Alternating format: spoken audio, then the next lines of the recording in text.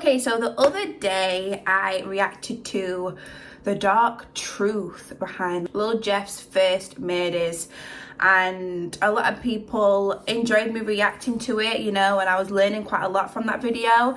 And it was a part of the Trap Law documentary that he did on him. So somebody asked me to react to another part of Trap Law and the documentary that he did about Lil Jeff, and this one is the deaths of Lil Jeff and Lil Scoom89. So I'm back again reacting to Lil Jeff.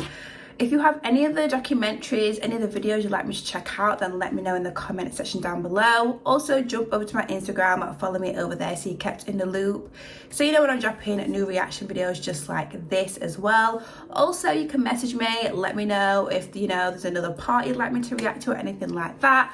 But yeah, I'm gonna jump straight into it. But anyways guys, thank you so much for watching, and I'm gonna jump straight into it. After spending 3 years waging war in Trap City and beyond, and after allegedly claiming the lives of 11 people, unfortunately for the Bloodhounds, in early June, the now infamous day would come when Lil Jeff would lose his life while once again sliding on his most personal rivals, Trap City, and getting gunned down by an unknown person whilst chasing the man wearing yellow shorts into a house. Now, there's if you a want video, the full breakdown oh my of the death of Lil Jeff, go and check out the full documentary I made about his life. But as already mentioned in the intro, Q50 was allegedly right there with Jeff, with the surveillance video allegedly capturing him casually shooting into the car that would attempt to exit the scene just as the shooting began. That car was driven by a woman who would then seemingly contact the police after crashing her car about 2 miles drive away from the scene. I gotta use you for this covert mission because we got a victim saying that she was shot at 6-7 in Rose. Her car is damaged. I'm trying to see what unit from 7 is sitting over with her. She's at 6-7 in Haunted right now. I'm trying to get more information from her. They gonna take the crash because she crashed at 6-7 in Haunted, but they need a car over there to verify that she was involved in the shooting or not. The woman would seemingly also tell police that she had witnessed the shooting and that she was willing to cooperate with them. 321, you want to take her to 3 or something compulsionary, or what you guys want us to do? She said she did witness the shooting, right? Therefore, she saw people that jumped off the vehicle and she was there when it happened. Did you want her to take her up to 3 as witness? Because she did witness the shooting and she's cooperating. I mean, if she's cooperating, then I'm assuming her car doesn't work at the moment because of the accident. 321, is that correct? Her vehicle's not working? Alright, so if they just want to bring her back here, we can grab everything that we need, and then maybe we can get her a ride home if she needs one, then that's not a problem. Meanwhile, Q50 and the other Bloodhounds would allegedly take Jeff's body to a nearby hospital, where Q50 would allegedly be captured by the security camera in the same outfit from the drill, carrying Jeff with another man who couldn't be identified. But there was nothing to be done, and Jeff would already be dead on arrival. Yeah, last name gonna be Harris Jeffrey, July 12, 2002. That's the DOA? So The young fate as of the man well. wearing the yellow shorts, on the other hand, was seemingly unclear, even for the police, at least immediately following the shooting, as there appeared to be confusion whether there even was a second person shot or not. If I'm not mistaken, the second person shot has nothing to do with us. We only got the one GSW that just became a 0110.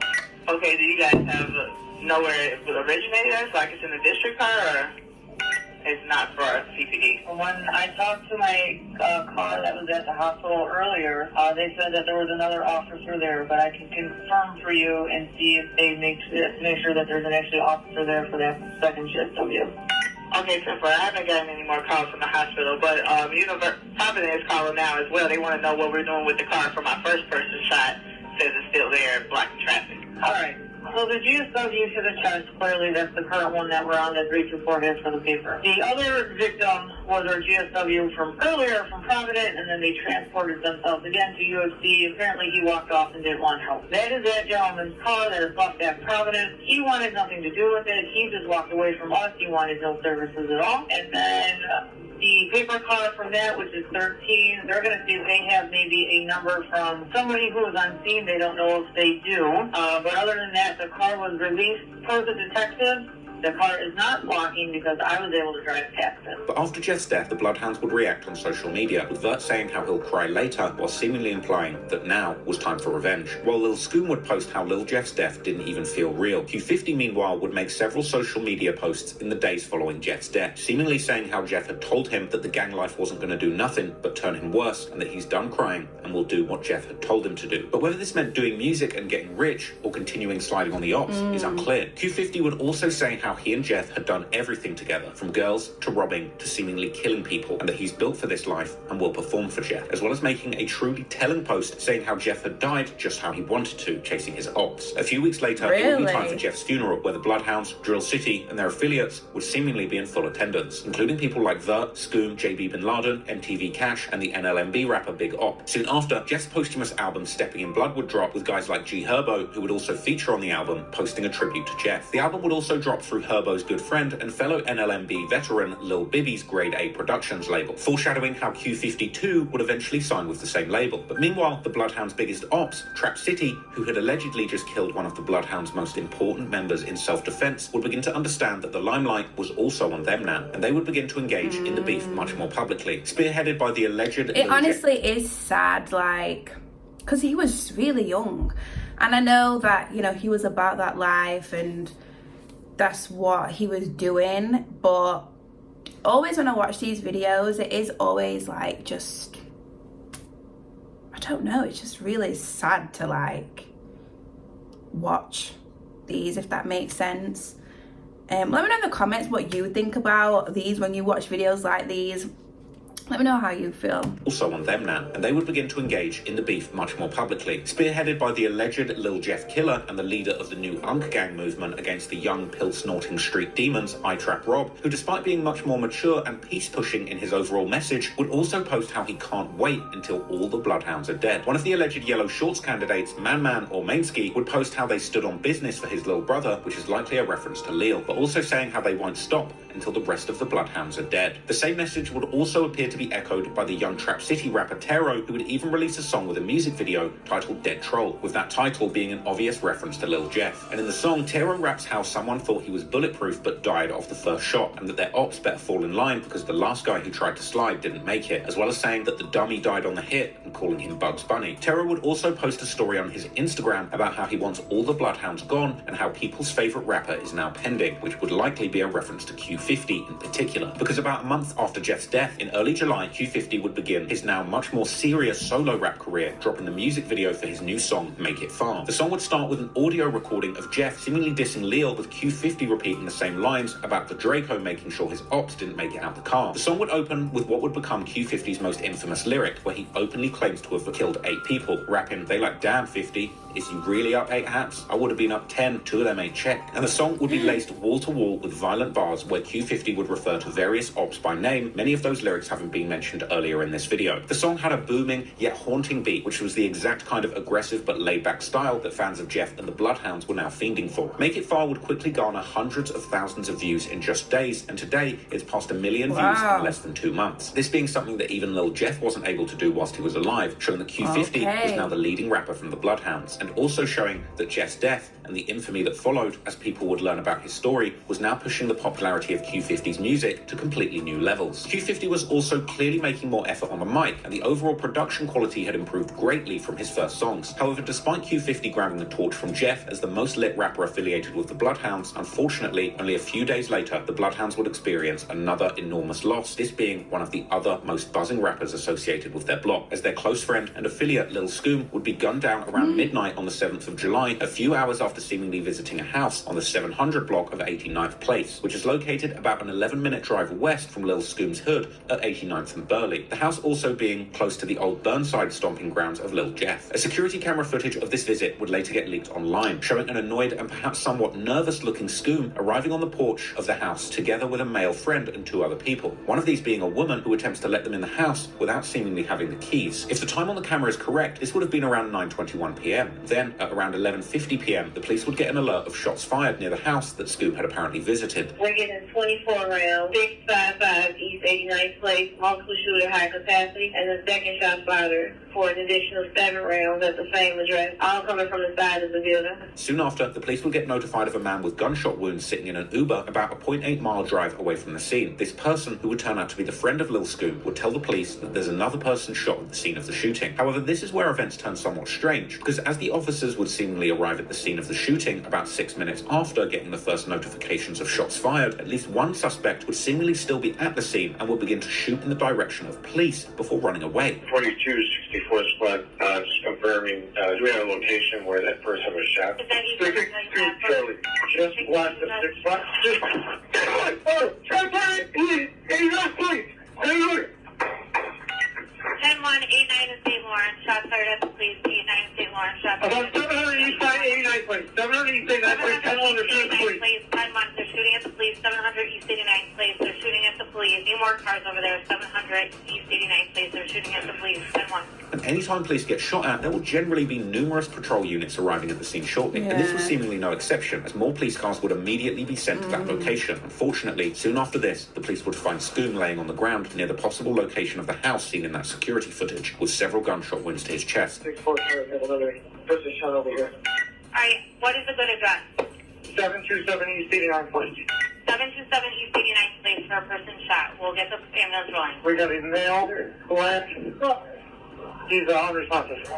The police would then begin a systematic search of the area to find the suspect or suspects who had just taken off. 630 Adam.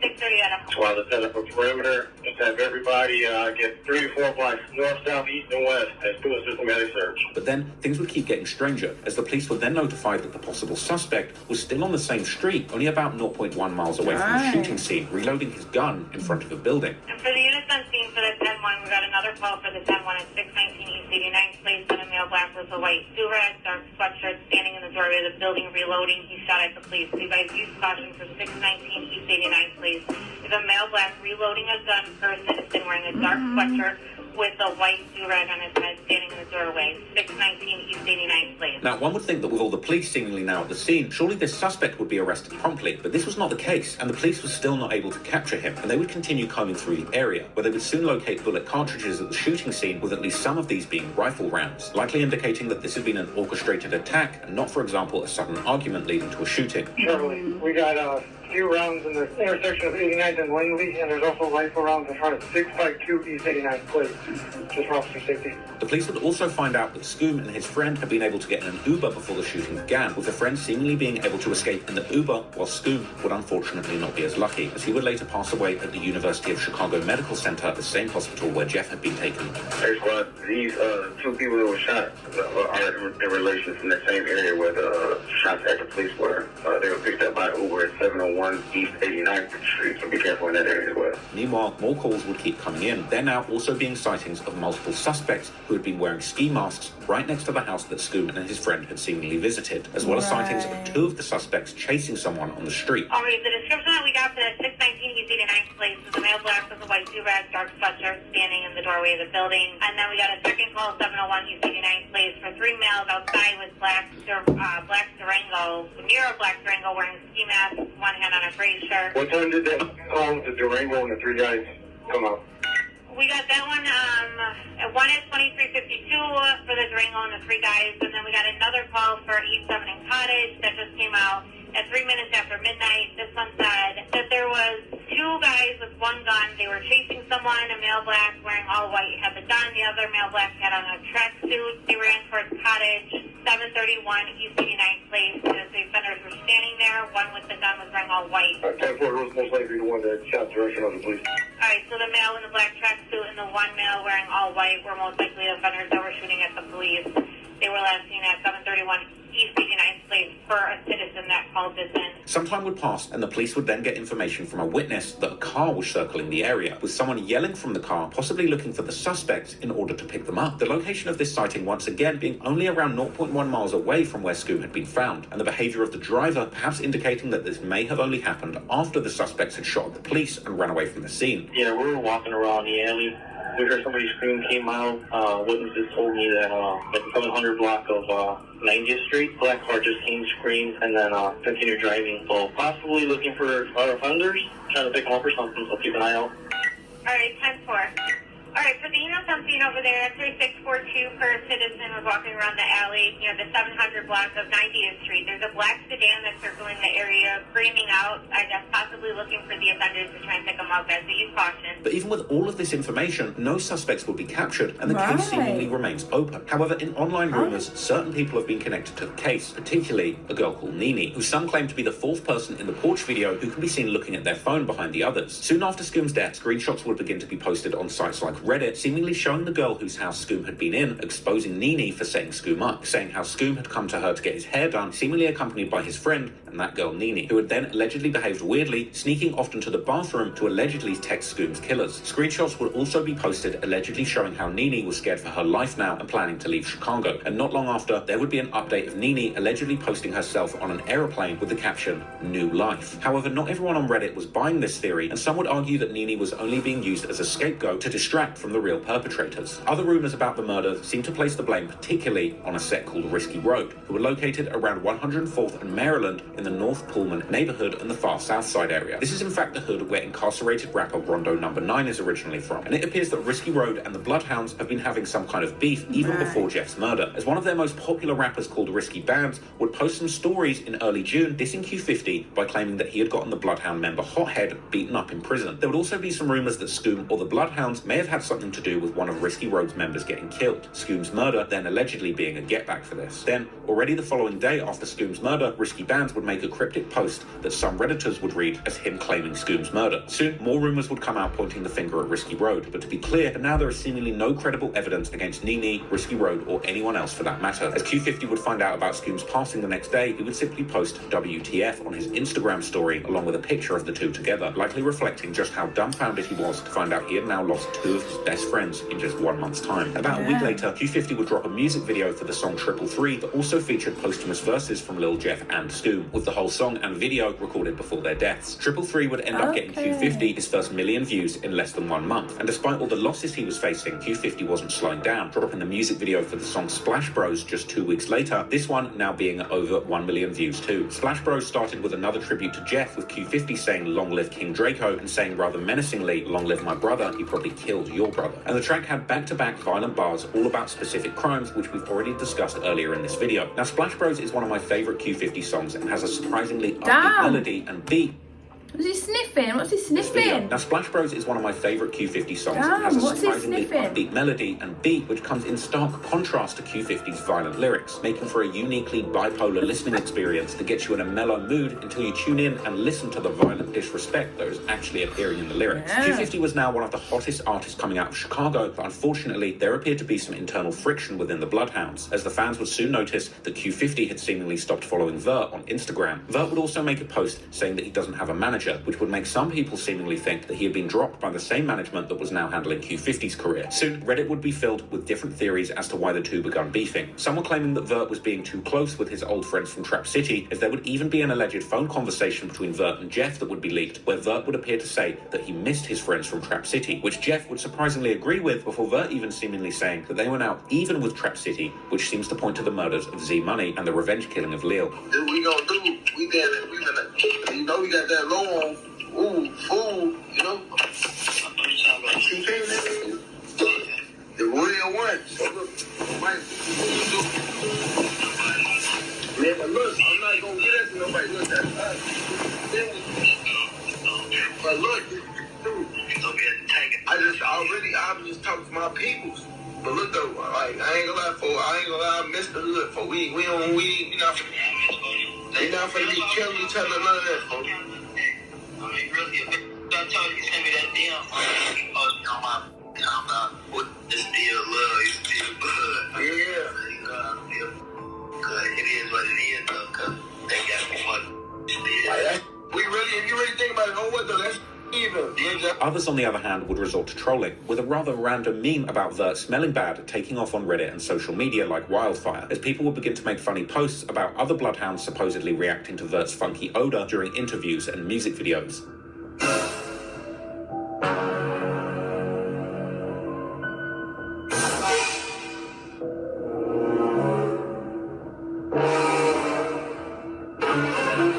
I think it's just the sun. phone or something. That's why they're squinting. However, Q50 would eventually comment on their relationship during an Instagram live, saying that Vert is his brother and they'll never fall out, but he'd just been mad at him about something for a moment. Hey, look on all that first, my brother game. Stop all that.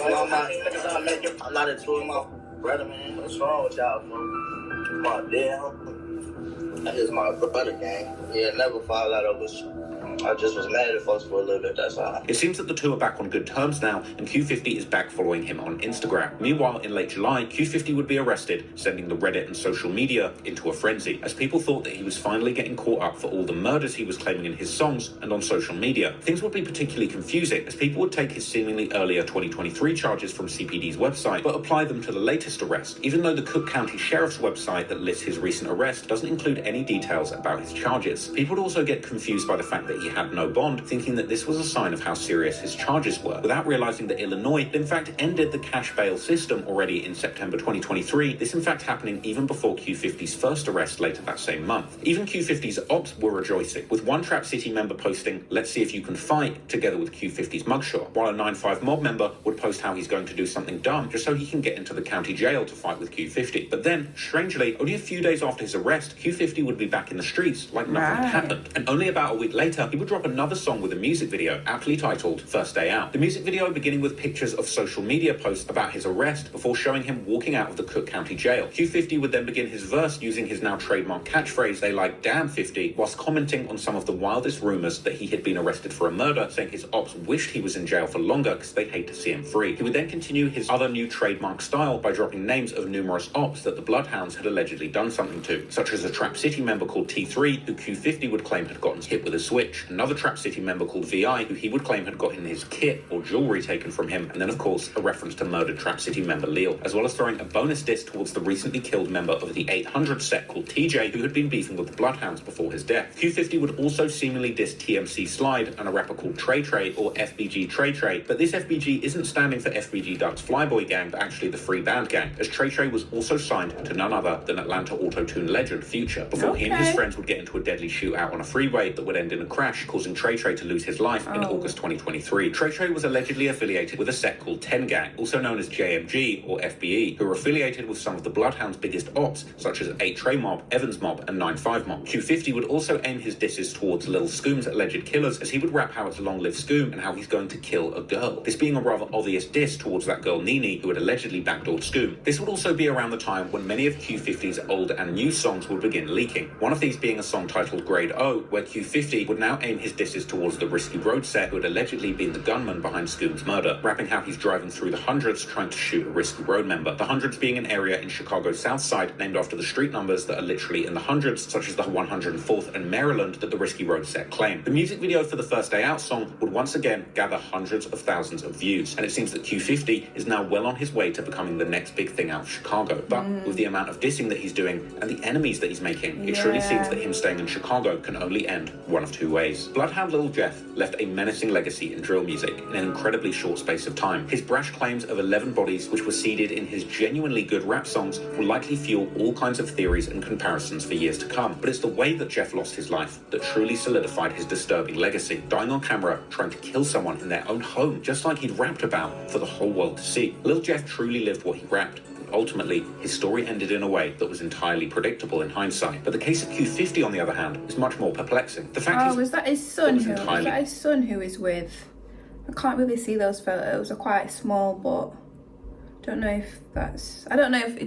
Does he have children? I don't know. Predictable in hindsight. But the case of Q50, on the other hand, is much more perplexing. The fact he's running around Chicago regularly releasing music which claims openly that he's killed 8 people is wild. Even more crazy, the fact that he was arrested briefly at the height of his attention following Lil Jeff's death and then swiftly released is even more confusing. Ultimately, Q50 is living a modern-day outlaw story in 2024. And while as a fan of his music, I certainly hope that he can continue using his talent to make art about his life that gives an insight into a unique lifestyle on the fringes of society, but I'm saddened by the fact that we all know that the street life can only end one of two ways, especially when you've got 8 bodies. And while it's easy now, after being completely desensitized to the outrageously high body counts of people like Lil Jeff, compared to 11, 8 murders somehow seems tame. I'm not glorifying it or belittling the value of those 8 people that lost their lives, but it really goes to show you just how far the senseless devaluation of human lives has gotten in Chicago. Once was a time when King Von was the pinnacle of killer rapper, with his open claims of 7 bodies lighting the entire rap game on fire with theories about whether or not he really did it. But nowadays, the idea of Q50 having 8 bodies is not just believable, but not even that shocking. As I said, the street life can only end one of two ways when you're this deep in the violence, but it's very possible that in Q50's case, he may end up proving to be the counterpart to Lil Jeff's story, because if the notoriously lax Chicago police can catch up with him before his ops do, he very well may end up spending the rest of his days behind bars, bearing the consequences of this lifestyle that Lil Jeff narrowly avoided. Like I said in kind of in the beginning of the video, watching these videos, it's sad. I know these people are about that life and they're living that life and they want to live that life or whatever it is, but it's still sad to hear that people lose their lives and, stuff like that. It's still sad to hear. And, I feel like Trap Lil Ross never misses, the way he structures his videos and all the information he puts into it, always so well put together and so good and such a good watch. Let me know in the comments what you think about everything that was said in this video. Also, if you have any other suggestions, and let me know in the comments and I'll have a little nosy, try and find the videos and check them out. But anyways guys, I will see you very, very soon in the next video.